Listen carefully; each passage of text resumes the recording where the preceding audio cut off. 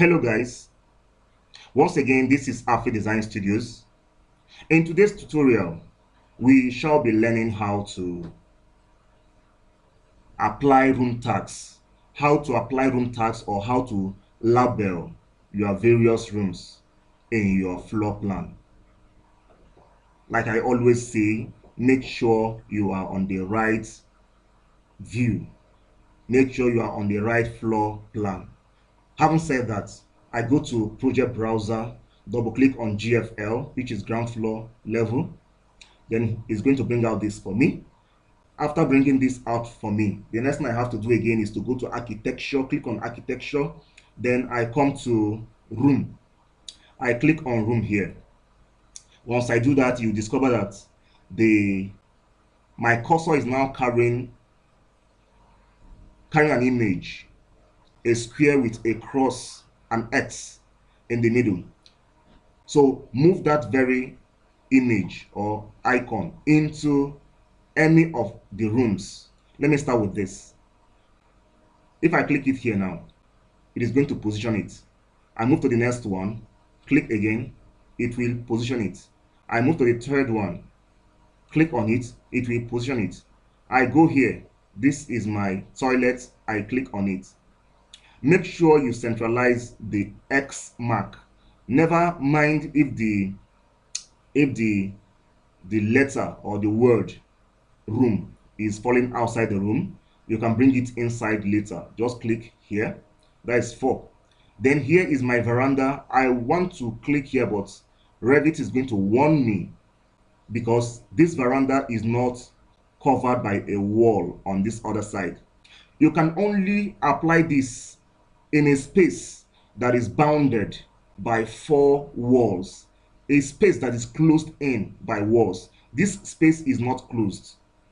This place is open and this place is open. So if I click now, it's going to warn me. See the warning? Room is not in a properly enclosed region. Room is not in a properly enclosed region. So I have to undo. So what do I do to tag this very space? Since this is my veranda and it is important that I would tag or label my veranda, I will tell you what to do. But for now, go to modify and end the command. After ending the command, the next thing you have to do is to go to room separator. Room separator, click on room separator. Then come here, click on this edge and move to this other edge. I can't find the intersecting line. Okay, but all the same, let me click here and move upwards and click here. Now, with this, then click on modify to end. With this room separator now, I can now tag or label this space. I go back to room, click on room and come back here and click. It will now apply. Then I go back to file, click to end. After doing that, what's the next thing I do? The next thing I do is to start changing the names, because this space is not just room. This space is not just room. They all have their various names. They all have their various names. So I have to start changing the names. How do you change the name? Come here. When you hover your cursor inside the room, this blue X will appear. Click on that X and go to your properties palette. Scroll down to identity data. Identity data. Below there you will see name. Go to the space for room. Click inside there, inside the empty space.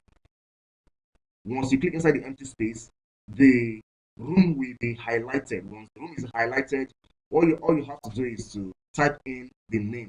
Type in the name you want to have in that room or in that space. And for this very one, have shop. I type in shop. Then I click outside on an empty space. Then it will apply. Or better still, you can also click on apply here. So having done that, I move to the next room. Once the X appears, I click. I move down again here, come here. Since this is also shop, I don't have to type it again. just click here on this arrow and select shop. Then I move to the third one. This is supposed to be my toilet. I hover around to find my X. I click on the X, then come to the space here, click inside here and type in toilet. Sorry, toilet in short form. Then I click outside. Then I come here. This is my veranda. This is the veranda. I click on the veranda on the X. Click on this space and type in veranda in short form. Click outside there. Then I come to my staircase. Try to hover around to see my X. To see my X. Where is the X? Use your cursor to keep on hovering around until you find X. Okay, I can find it now. Click then. I move to this space, click on the empty space and type in staircase. Staircase. Okay? Then click outside here. That is all about it. So you can see we have our staircase here labeled. We have our shop here labeled. We also have another shop here labeled. We have this toilet labeled and we have this one labeled. Now you will see something else. You will see numbers in a square box, in a box. You will see numbers in a box. All these numbers you see signifies the room numbers. But for me, in my designs, I don't apply room numbers. I would rather put or apply the area of the room instead of putting room numbers. So how do you remove this number to bring in the area of this space? So you click on the number, go to your properties palette, click on edit type. When you click on edit type, I want to show you something. We have show volume, show room number, show area. Among these three boxes, only show room number is ticked. That is why you find the room number there. But I said I don't want the room number, which means I don't want it to show. What do? I uncheck it. And I also said I want the area. What do? I check the area. I don't also want the volume. I don't want it. So it's only the area that I'm interested in. So I click OK. The area of each room will appear. Okay? The area of each room will appear. But I would also want to show you something. In your design or in your floor plan, it will be wrong for you to have the name of the room and the area spaced like this. There is too much space in between them. Also, I want to show you that it is also wrong for the name of your room to be on the wall outside of the room. Okay, so I'm going to show you something now, how to bring in the name of the room inside the room, and also how to close in the gap between the room name and the area. So let's go. I want to use this as my sample case. So I click on the toilet. The next thing I do is I go to the top of my screen, edit family, click on edit family. Then everything as it's where on my plan will appear here. This room name signifies the room name you have there, the shop. This was the room number that has been hidden. Then here we have two items overlapping. We have volume and area of the room overlapping of each other. But first thing I do is to separate them. I click on one of them and use my arrow key on my keyboard and take it down, take it down, take it down. They are now separated. After separating them, from the initial arrangement, which was here, here, and here, this was not included. I was the one that just push this one down. This 101, that's the room number, is the center of the room, the center of the space in your plan. So if you bring this on top of this, it means you have brought the name of the room at the center of your room at that plan. So what I'm going to do is this very space you are seeing here is the same space that was created on my plan. So I have to click on this and take it up a bit. Okay, I click on this and bring it down a bit. Like I told you, the room number is the center of the room. So I would need to still bring this a little bit down. I want my room name and the room area to be at the center, sorry, at the center of the room. So I click here and take this one up a bit again. So you can see the room name and the room area, they have now closed up. They are close to each other. And let me tell you again, as you see them here is how you are going to see them on the plan when we go there now, because we are going to the plan right now. So the next thing you do is load into projects. It's going to bring out this family already exists dialog box. Right, and select overwrite existing version. Select overwrite existing version. Then you see it, they have closed in. There is no more space. And this room name that was initially on the wall has come inside the space. Let me also show you another thing. You can also readjust it if you don't like the way it is. You want to take it to the left or to the right. So you can click on it, and with your arrow key, you can take it to the right. You can also take it to the left. You can also take it up. You can also bring it down. So just centralize it. Let me also centralize this. I centralize that. Okay. Then there is another thing to be done. If you look at this staircase, the staircase is stretching from one wall to another wall, meaning that the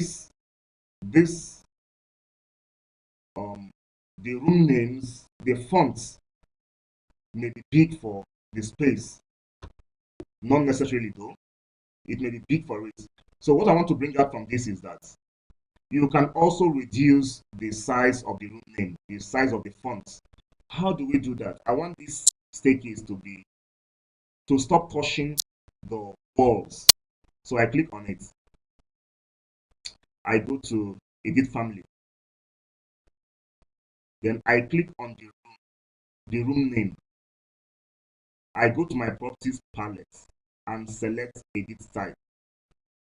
Then when I've done that, the next thing I have to do is I can duplicate it. I can duplicate, but I don't want to duplicate. So the next thing I have to do is to come to the text size. Click on text size and make it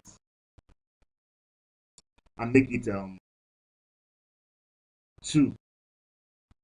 Let's make it 2 millimeters. Okay, just type 2 in there. Then I want to change the color of my font. I click on this space where you have then what color am I going to apply on this now? Let me use the video color and click OK and click OK again. Then the next thing I have to do is to go to load into projects. Click on that. Then select override the existing version. Then you can see the staircase has reduced and has entered into the space. So that's how it is done. Then one more thing before we go. You can also change the font style. Maybe you don't like the area style. You can click on the text again, go to edit family, then go to the name, the room name, click on the room name, click on room name, then go to edit type, click on edit type, come to font text fonts, click on the empty space here, click on this, on the arrow there, you see an arrow, then use this very down arrow and keep going down. All these names you are seeing here are different styles of fonts. So it is up to you to make a choice which of them you want to apply. So let me say this. Berlin Sounds. Click on this and see. Click OK. Okay, I don't like this. Since I don't like that, I go back to the type. I click again inside this space and keep selecting, going down to see if I would see a better a better font. I click on this and click OK. Okay, let's make do with this. This is not the best of fonts anyway, but let's make use of this for now. Then click Load into Project. Then select Overwrite the existing version. And now you can see the font has changed. And this is how to label or tag your rooms in your floor plan in Revit.